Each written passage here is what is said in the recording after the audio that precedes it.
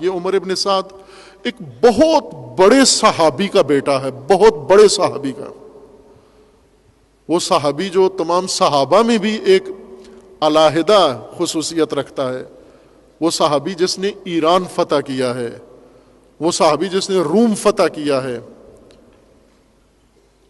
سعد ابن وقاص، سعد ابن وقاص یہ ہیرو ہے اسلامی جنگوں کا۔ سعد ابن وقاص اسلامی فوج کا سردار، سربراہ، سپہ سالار، جنگجو، فاتح، بڑے بڑے مارکے جس نے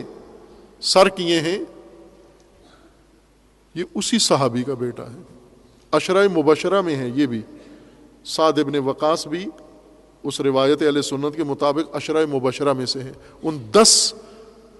ہستیوں میں سے ہے جنہوں نے ایک غلط فہمی، الجھن ڈالی جاتی ہے نا، خصوصاً پاکستان میں، چونکہ پاکستان میں کوئی مطالعہ نہیں کرتا، تاریخ نہیں پڑھتا، علماء بھی ایسے آ کر زبانی، صدری، سینے کے علوم آ کے افکار پیش کرتے ہیں، حوالے کے ساتھ، ریفرنس کے ساتھ کوئی بات نہیں کرتے، اس لیے جو کہو پاکستان میں چلتی ہے بات، ہر سودا بکتا ہے یہاں پر، مارکیٹ ایسی ہے یہاں پر، جیسے بازاروں میں چائنا کا کچرا بکتا ہے، ممبروں پر بھی مولویوں کا کچرا بکتا ہے۔ یہ جو کچرا منہ سے نکالتے ہیں وہ عوام خرید لیتے ہیں، مان لیتے ہیں ان سے۔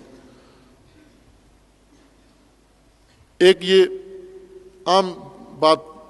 ہذیان کہا جاتا ہے نا کہ امام حسین علیہ السلام کو شیعوں نے مارا، اب یہ عمر سعد شیعہ تھا۔ یہ کون تھا؟ یہ بہت بڑے صحابی کا بیٹا تھا، عمر ابن سعد، سعد ابن ابی وقاص کا بیٹا تھا۔ یہ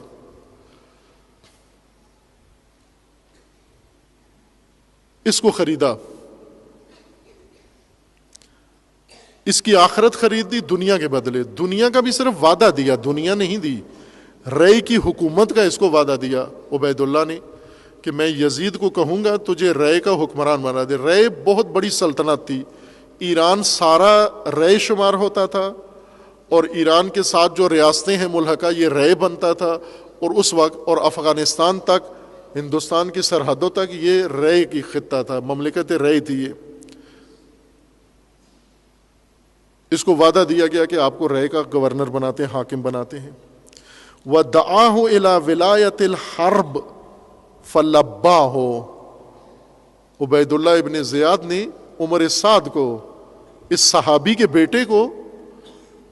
بلا کر کہا کہ تم رے کی حکومت لے لو اور سپہ سالار بنو اس لشکر کے جنہوں نے حسین ابن علی کے خلاف جنگ کرنی ہے۔ فَلَبَّاهُ، اس نے لبیک کہا، حاضر ہوں یہ کام کرنے کے لیے۔ وَخَرَجَ لِقِتَالِ الْحُسَيْن فی 4,000 فارس، 4,000 گھوڑا سوار لے کر، 1,000 پہلے بھیج چکا تھا ہور کے ساتھ، 4,000 خود لے کر عمر ابن سعد کربلا میں آیا۔ وَأَتْبَعَهُ ابن زیاد بِالْعَسَاکِرِ لعنت اللہ علیہ، اور پھر اس کے بعد مسلسل دستوں پہ دستے روانہ ہونا شروع ہو گئے۔ پہلا دستہ 1,000 کا تھا، پھر عمر سعد آیا 4,000 کا دستہ لے کر، پھر اس کے بعد ہر روز 4,000، 5,000، بلکہ بعض نے 10,000 تک کے لشکر بھی عبید اللہ پیچھے سے تیار کر کر کے مختلف کمانڈروں کی سرپرستی میں روانہ کر رہا ہے۔ وَأَتْبَعَهُ زیاد بِالْعَسَاکِرِ لعنت اللہ علیہ حتی تکاملت عندہ الی 6 لیال خلون من محرم 20,000 فارس، 6 محرم تک 20,000 گھوڑا سوار مسلح کربلا میں پہنچ چکے تھے۔ فضیقوا علی الحسین، انہوں نے آ کر محاصرہ کر لیا، پانی بند کر دیا، راستے بند کر دیے، روابط کاٹ دیے، امام حسین علیہ السلام کے لشکر سے کوئی باہر نہیں جا سکتا، باہر سے کوئی امام تک نہیں پہنچ سکتا۔ حتی نال منہ العطش ومن اصحابہ،